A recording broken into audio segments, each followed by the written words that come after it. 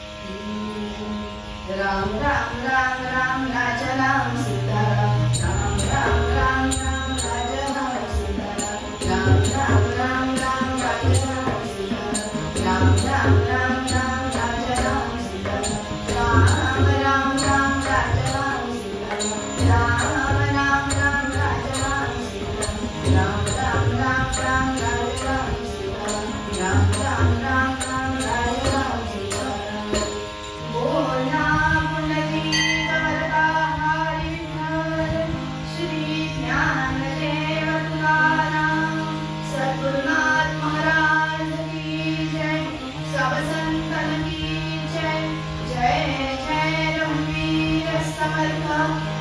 मंगलमूर्ति मोरया देवी पद्मावती मात की जय।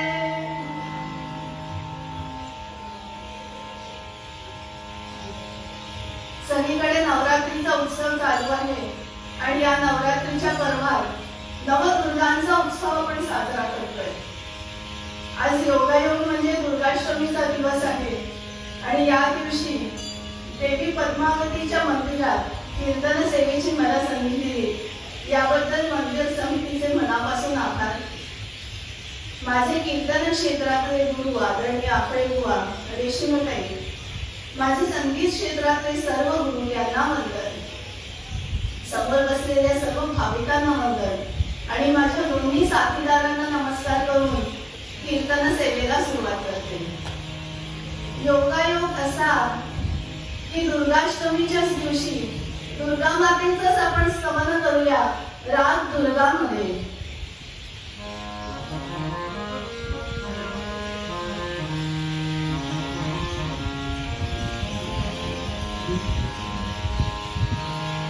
देवी भजो दुर्गा भवानी, देवी भजो दुर्गा भवानी, देवी भजो दुर्गा भवानी, देवी भजो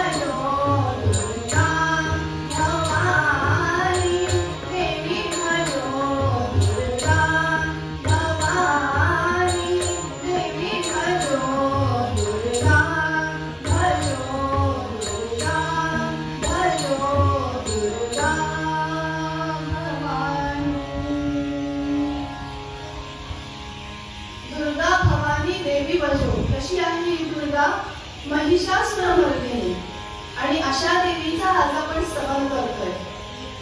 आपल्याला सर्वांनाच माहिती आहे की नवरात्रीच्या काळामध्ये देवीचा जागर होतो, गोंधळ होतो. देवी श्री सूक्त, नवचंडीचा होम, सप्तशतीचा पाठ असे अनेक उपक्रम होतात. देवी स्तवन म्हणजे नक्की काय असतं आणि कशासाठी बरं करतो आपण हे? देवीचं कौस्तुभ. आपण कोण देवीचं कौस्तुभ करेल? खरं तर आपली ती योग्यताच नाही की आपण देवीचं कौतुक करावं. मग हा सगळा नवचंडीचा होम आणि देवी स्तोत्र कशासाठी? जशी ती सरस्वती आहे, लक्ष्मी आहे, अन्नपूर्णा आहे, तशीच आपल्या समाजाच्या रक्षणासाठी, अगदी कुटुंबाच्या रक्षणासाठी सुद्धा ती दुर्गेचा अवतार घेते, नवचंडीचा अवतार घेते, काली मातेचा अवतार घेते आणि ती देवीची सगळी रूपं त्यांचं आपण स्मरण करतो, त्यांना पुजतो आणि ती सारी रूपं निदान काही अंशात का होईना आपल्यातही उतरवावी अशी देवीकडे प्रार्थना करतो. देवी भजो महिषासुरमर्दिनी. का बरं तिला महिषासुरमर्दिनी म्हटलं? आपल्या सगळ्यांनाच ती कथा माहित असेल. महिषासुर नावाचा राक्षस अतिशय पराक्रमी बरं का, शस्त्र अस्त्र विद्येत पारंगत, पण त्याची सारी ती विद्या दुसऱ्याच्या विध्वंसासाठी तो वापरत होता, म्हणून ती राक्षसी वृत्ती. प्रचंड मोठं सैन्य त्याचं. एकदा त्या महिषासुराने ब्रह्मदेवाची प्रार्थना केली आणि ब्रह्मदेवाची उपासना केली. आणि ब्रह्मदेवाला प्रसन्न करून घेतलं. आता तुम्ही विचार कराल की महिषासुराने ब्रह्मदेवाला का प्रसन्न करून घेतलं? तो तर राक्षस आहे, मग देवाला का प्रसन्न करून घेतलं त्याने? ब्रह्मा, विष्णू आणि महेश हे तीनही देव त्रिखंडाचे देव आहेत. उत्पत्ती, स्थिती आणि लय हे त्यांचं कार्य. त्यामुळे तिन्ही लोकांचा सांभाळ करणारे हे देव. महिषासुराने ह्या देवाला प्रसन्न करून घेतलं. ब्रह्मदेव म्हणाले, माग काय वर मागायचा तो?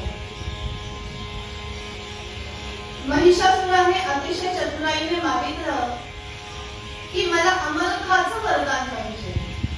ब्रह्मदेव म्हणाले की यात तर आम्ही देव सुद्धा ढवळाढवळ करू शकत नाही. जे जन्माला आलंय ते कधीतरी नाश पावणारच आहे. तू दुसरं काहीही वर माग, मी तो वर देईन तुला. ब्रह्मदेवाने विचार केला आणि त्याचा वर मान्य केला. काय वर तो वर होता?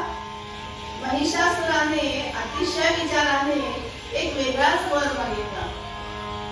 महिषासुर म्हणाला की कोणताही पुरुष कोणत्याही शस्त्र अस्त्राने माझा वध करू शकणार नाही असा वर मला द्या. ब्रह्मदेवाने विचार केला, हा वर मान्य केला.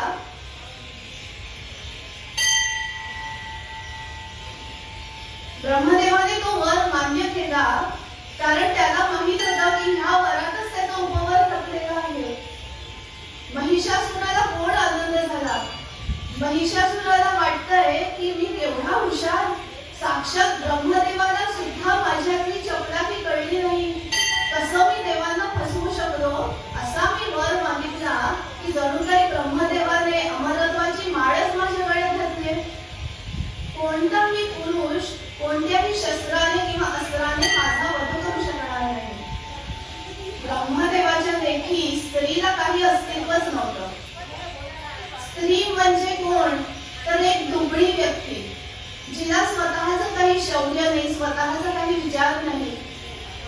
स्त्री म्हणजे केवळ शोभेची वस्तू, एक उपभोगाची वस्तू. कोणताही पुरुष वध करू शकणार नाही म्हणजे तर मला अमरत्व मिळालंच की. कसं मी देवांना फसवलं असा तो विचार करू शकत होता, कारण तो राक्षसी वृत्ती ना त्याची. राक्षस म्हणजे कोण? कोणते तरी परग्रहावरून आलेले नसतातच ते. आपल्यातलीच माणसं ज्यांची राक्षसी वृत्ती असते, दुसऱ्याचं संहार व्हावा, दुसऱ्याचं जितकं वाईट करता यावं अशीच त्यांची बुद्धी चालते, म्हणून ते राक्षस. ब्रह्मदेवांना वर दिला खरा, आता महिषासुर पेटून उठला. पाताळात, पृथ्वीवर सगळीकडे त्याचं सैन्य घेऊन फिरू लागला पाताळ तिन्ही लोक त्रस्त झाले. ब्रह्मदेवाचं सैन्य सगळ्यांचा छळ करताय, सगळ्यांवर हल्ले करताय. माणसं, प्राणी, पशु, पक्षी सगळ्यांना त्याचा त्रास होऊ लागला. एवढंही नाही, आता तर त्याने देवलोकावर चाल केली. देवलोकावर चाल केली. ब्रह्मदेव, त्याची शस्त्र अस्त्र, त्याचं सैन्य, देवलोकातले सारे देव एकत्र झाले, ब्रह्मदेवाविरुद्ध लढू लागले. पण ब्रह्मदेवाची शक्ती त्यांच्यापुढे जास्त होती. तीच शक्ती वरचढ ठरली आणि बघता बघता देवलोकाचा पराभव झाला. आता मात्र देव हवालदिल झाले. हे काय घडतंय काय? अवनीवरी आज महाप्रलय पातला अशी अवस्था झाली. अवनीवरी आज महाप्रलय पातला, अवनीवरी आज महाप्रलय पातला,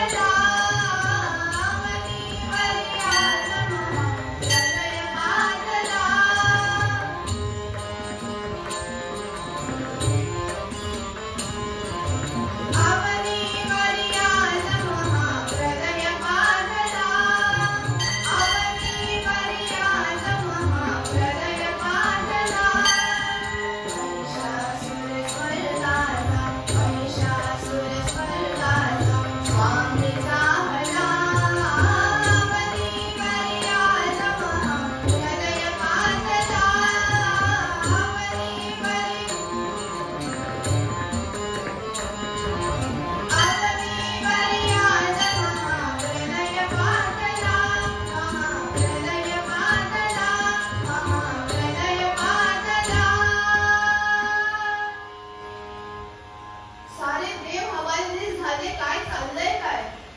महिषासुराचा विजय म्हणजे लक्षात येत आहे का? आता इंद्रपद महिषासुराला मिळणार. एका राक्षसाच्या हाती इंद्रपद जाणार. सारे देव चिंतित होते. ते शिवशंकराकडे गेले, म्हणाले की आता तुम्हीच यातनं काहीतरी मार्ग काढा. ब्रह्मा, विष्णू आणि महेश तीनही देव एकत्र बसले, विचार विनिमय केला की आता करावं काय. महिषासुराला मी पुरून उरेल अशी कोणती बरं शक्ती असू शकते. तिघांनी मिळून असं ठरवलं की दुर्गा मातेलाच ही जबाबदारी देणं योग्य आहे. दुर्गा मातेकडेच ती शक्ती आहे, बुद्धी आहे आणि युक्ती आहे की महिषासुराचा वध करू शकेल. दुर्गा मातेला प्रार्थना केली की हे कार्य आता तूच हाती घे.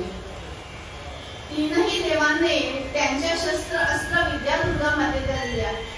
आता शत्रूची शक्ती काय आहे हे तर देवांच्या लक्षात आलंय. पुन्हा एकदा युद्धाला उतरायचं म्हणजे पूर्ण तयारी दिशेत उतरायला हवं. तीनही देवांनी आपापल्या शस्त्र अस्त्र विद्या त्या देवीला दिल्या. म्हणून आपण बघतो ना, देवी अष्टभुजा का आहे. तिची स्वतःची शस्त्रास्त्र विद्या आणि तीनही देवांचे आशीर्वाद तिच्या पाठीशी होते.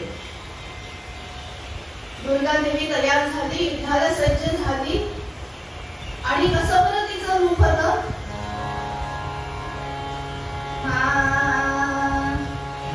अनादि निर्गुण प्रकटली भवानी, अनादि निर्गुण प्रकटली भवानी, अनादि निर्गुण प्रकटली भवानी. मोह महिषासुर मर्दना लावून त्रिविध तापाशी करावया ताडण. भक्ता लागी तू पावसी विमान, आईचा जोगवा, आईचा जोगवा, जोगवा मागेन, आईचा जोगवा, जोगवा मागेन, आईचा जोगवा, जोगवा मागेन. अंबाबाईचा जोग. सर्व शस्त्रांशी देवी सज्ज झाली. पण देवी एकटी लढायला गेली नाही बरं का. सप्तशतीच्या पाठात असा उल्लेख आहे की या दुर्गा देवीने स्त्रियांचं एक मोठं सैन्य उभं केलं. कोण होत्या या स्त्रिया? साऱ्या देवांच्या पत्नी. त्यांची शस्त्र अस्त्र सारी विद्या घेऊन एक मोठं स्त्रियांचं सैन्य उभं झालं. आणि हे स्त्री सैन्य विरुद्ध एक मोठं राक्षसी सैन्य असं युद्ध सुरू झालं. महिषासुर स्वतः एक मायावी राक्षस. 9 दिवस 9 रात्र अखंड हे युद्ध सुरू होतं. तो स्वतः सतत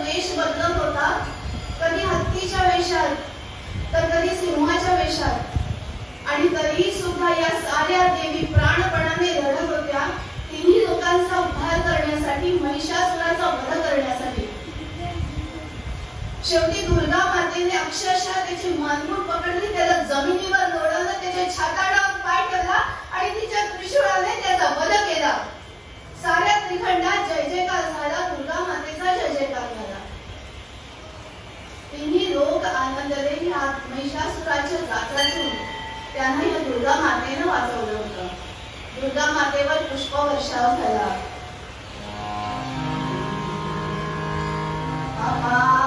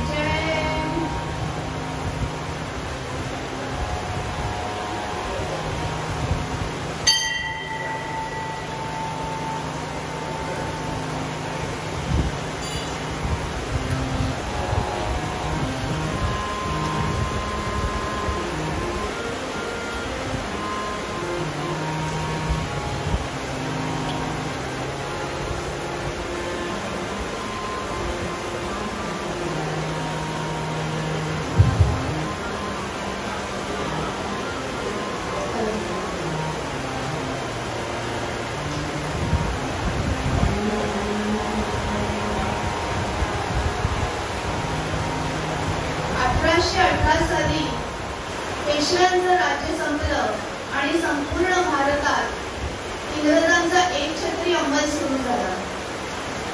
त्याकाळी भारतामध्ये साधारण 500हून अधिक वेगवेगळी संस्थानं होती. ही सारी संस्थानं इंग्रजांनी भडकावली, बरखास्त केली आणि संपूर्ण भारतात इंग्रजांचा एकछत्री अंमल सुरू झाला. पेशव्यांचं राज्य संपलं. शनिवार वाड्यावरचा भगवा खाली उघडला आणि युनियन जॅक तिकडे पडू लागला. पेशव्यांना त्यांनी उत्तर भारतामध्ये ब्रह्मावर्त येथे जागा दिली. पेशव्यांचा तिकडे वाडा होता, संस्थान होतं, सर्व काही होतं, परंतु स्वतंत्र राजकारणाचे अधिकार नव्हते.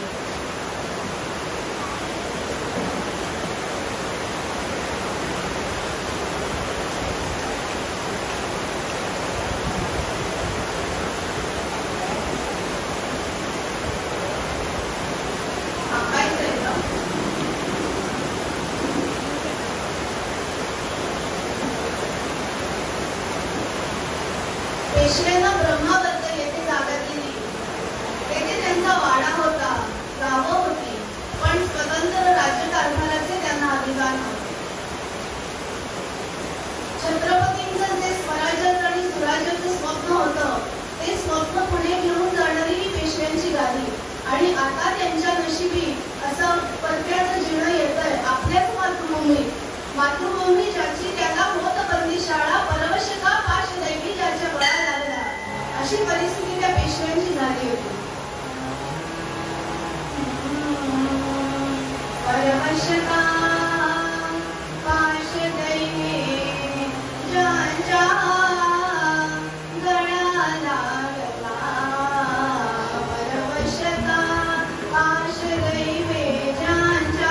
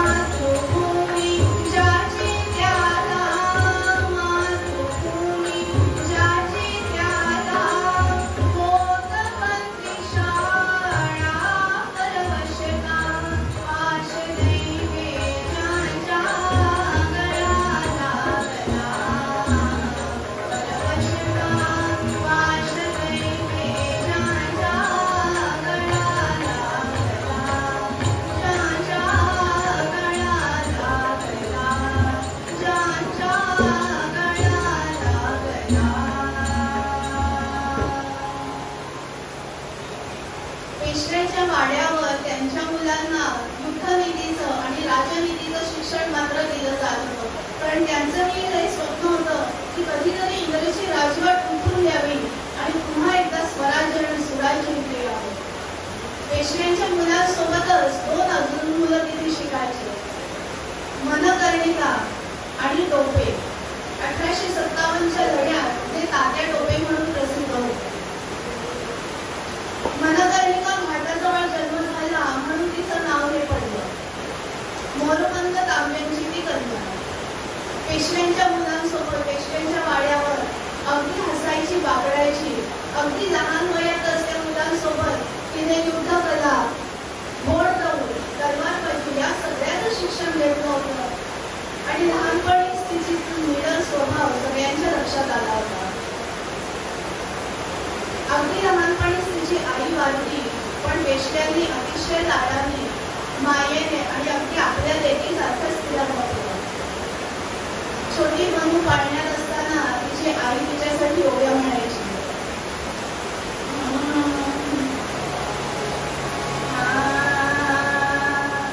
गोळी बाळ चंद्रकोर गगनीची, गोळी बाळ जणू चंद्रकोर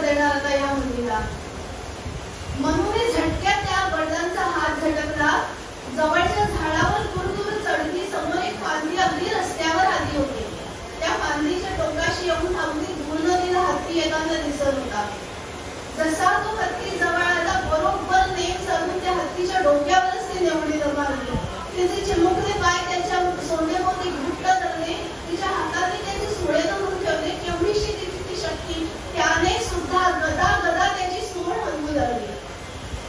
हे सगळं एवढं क्षणार्धात घडलं की त्या हत्तीलाही कळलं काय घडलं काय नाही. तेवढी संधी साधून त्या माहुताने बरोबर साखळदंड त्याच्या पायाभोवती घातला, हत्तीला काबू काढला. हा सारा प्रसंग आवाक होऊन ते बाजारातील लोक बघत होते. त्यांनाही कळेना काय घडतंय काय. एवढ्या छोट्या मुलीचं हे धैर्य प्रसंगावधान. तिथे एक पंडितजी आले होते. त्यांनी हे सारं बघितलं, मनूच्या वडिलांना भेटले आणि त्यांना सांगितलं की या मुलीच्या विवाहाची घाई करू नका, हिच्या नशिबी राजयोग आहे.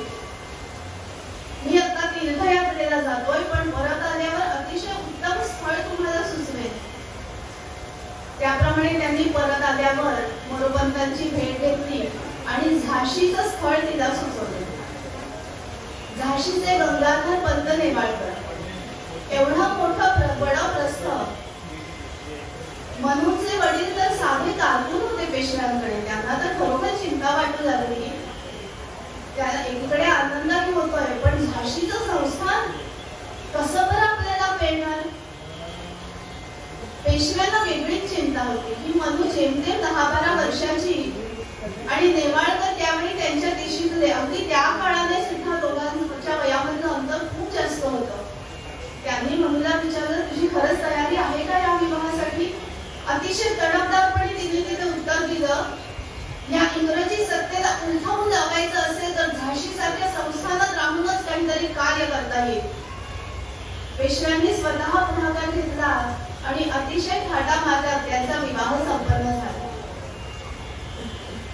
पेशव्यांनी लाडाकोडात वाढवलेली छबिनी बनू आता झाशीच्या संस्थांची राणी झाली, राणी लक्ष्मीबाई.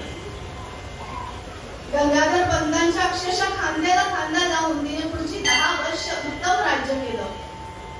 प्रजेसहित आणि सैन्याची उभारणी या 2 कामात तिने अनेक नवनवीन गोष्टी आणल्या.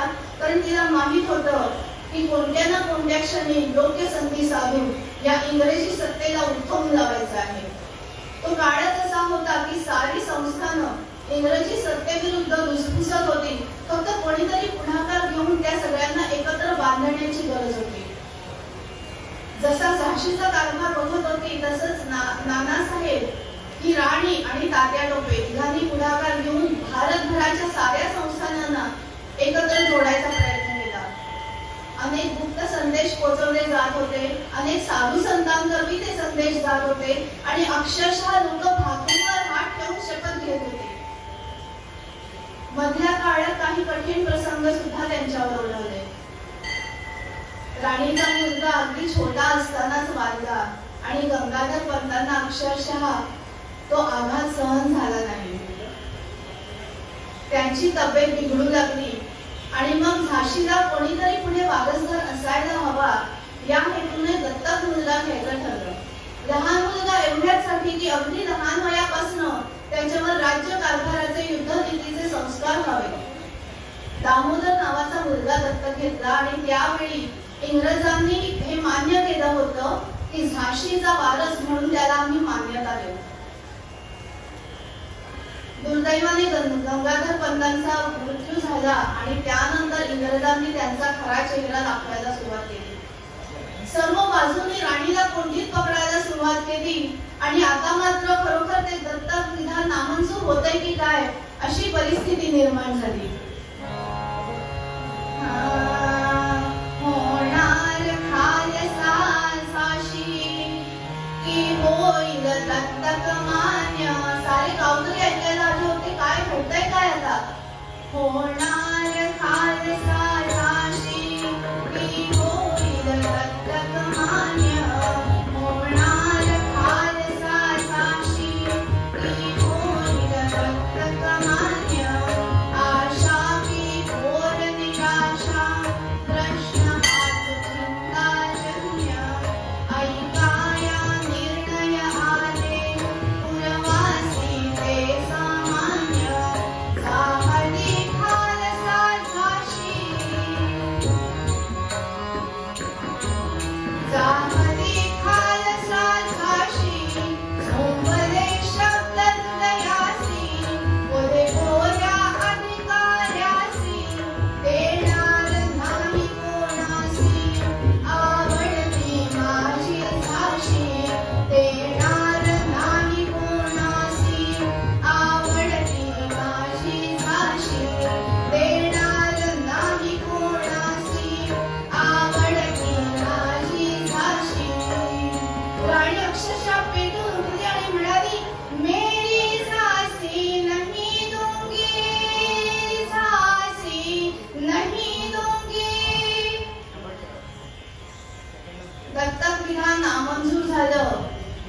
झाशीला वेढा पडला.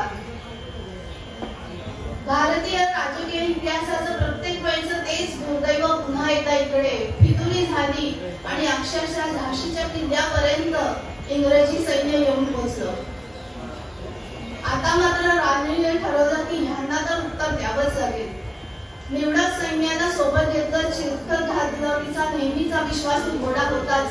तलवारी हाती घेतल्या, छोट्या दामोदराला पाठीशी घट्ट बांधलं आणि त्या साऱ्या वेढ्याला तोडून राणी झाशीच्या बाहेर पडली. ती कालपीच्या दिशेने निघाली. पुन्हा कालपीला इंग्रजी सैन्य तिची वाटच बघत होतं जणू काही. आणि कालपीच्या युद्धात तर असंख्य तोफा समोर दिसतायत. राणीला चांगलाच अनुभव होता की अक्षरशः एका तोफगोळ्याने केवढं तरी सैन्य घोडे सारं उद्ध्वस्त होतं. राणीने ठरवलं की या तोफगोळ्यांचा काहीतरी बंदोबस्त केलाच पाहिजे. तुम्ही जर तोफा बघितल्या असतील तर त्याच्यात दारूगोळा भरला जातो आणि मध्ये जिथे वार बाहेर येते तिथे मशाल पेटवली जाते आणि मग तो तोफगोळा उडतो. राणीने ठरवलं की तिथे जिथे मशाल लावतात त्या नाकालाच ठेचायचं, तिथेच नांगी ठेचायची. घनघोर युद्ध चालू आहे कालपीच्या रणांगणात. अशा वेळी ह्या राणीने अक्षरशः एका मागून एक त्या तोफाच्या नाकांमध्येच खिळे ठोकायला सुरुवात केली. ती नाकं बंद झाली, कुठेही पलिता लावता येईना, मशाल लावता येईना. एका मागून एक तोफा बंद पडतायत. किती असतील? 5, 10, 15, जवळजवळ 100 तोफा राणीने अशा प्रकारे उद्ध्वस्त केल्या आणि पुन्हा इंग्रजांना चकवा दिला. ग्वाल्हेरच्या दिशेने निघाली. या सगळ्या रणधुमाळीत राणीचा जो विश्वासू घोडा होता तो मात्र जखमी झाला होता. त्यामुळे ग्वाल्हेरच्या बागेतनं होळकरांचा घोडा तिने घेतला. दुर्दैवाने त्या घोड्याला युद्धाचा फारसा अनुभव नव्हता. वाटेत ओढा आडवा आला आणि घोडा बिथरला. राणी अतिशय प्रयत्नाची पराकाष्ठा करत होती. तिच्या 2 अंगरक्षक सोबत होत्या. अगदी मोजकं सैन्य इथपर्यंत पुढे आलेलं होतं आणि अक्षरशः घात झाला. कोणाच्या तरी तलवारीचं टोक राणीच्या डोळ्याला लागलं. राणीचा डोळा नोंदवू लागला. एखादा सुरुवातीच्या बलगेत खुपसला. रक्ताच्या चिळकांड्या उडतायत. तो दामोदर छोटासा बिचारा रडतोय पाठीवर आणि राणी इथे म्हणते, दामोदर ही रडायची नाही तर लढायची वेळ आहे. या जुलमी इंग्रजी सत्तेने तुझ्या मातृभूमीच्या छातीत जो सुरा खुपसलाय ना तो आयुष्यभर विसरू नकोस. 2-4 होते सरदार संघे मदतीला. शाहिरांनी त्या लढाईचं वर्णन करून ठेवलंय. 2-4 होते सरदार संघे मदतीला. 2-4 होते सरदार संघे मदतीला. 2-4 होते सरदार संघे मदतीला. मागून वीस साहेबांनी पाठलाग केला. 2-4 होते सरदार संघे मदतीला. मागून वीस साहेबांनी पाठलाग केला. राणीने घोडा भरला तेव्हा सोडला. पण दैव आड राणीला पाण्याचा पाटाळ आला.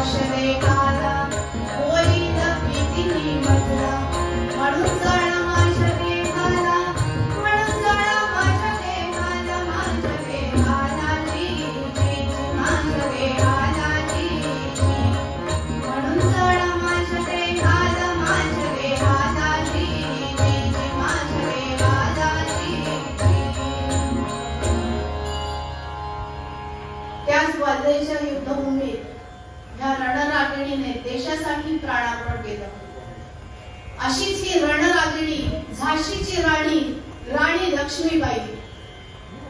आज नवरात्रीच्या निमित्ताने अशा असंख्य वीरांगनांचं स्मरण करूया, त्यांच्या कार्याचं स्मरण करूया आणि त्यांच्यात जो देशभक्तीचा भाव आहे तो थोडा तरी आपल्यात यावा यासाठी प्रयत्न करूया. ज्या दिवशी नवरात्रीच्या निमित्ताने आपण युद्ध कला लाठी काठी याचं प्रशिक्षण आपल्या मुलींना देऊ ना, त्याच दिवशी खऱ्या अर्थाने नवदुर्गेचा जागर होईल. देवी भजो दुर्गा भवानी का दुर्गेचं स्मरण करतोय आपण. महिषासुरमर्दिनी आपल्या प्रत्येक मुली समोर आहे. आज हा आदर्श ठेवायची गरज आहे.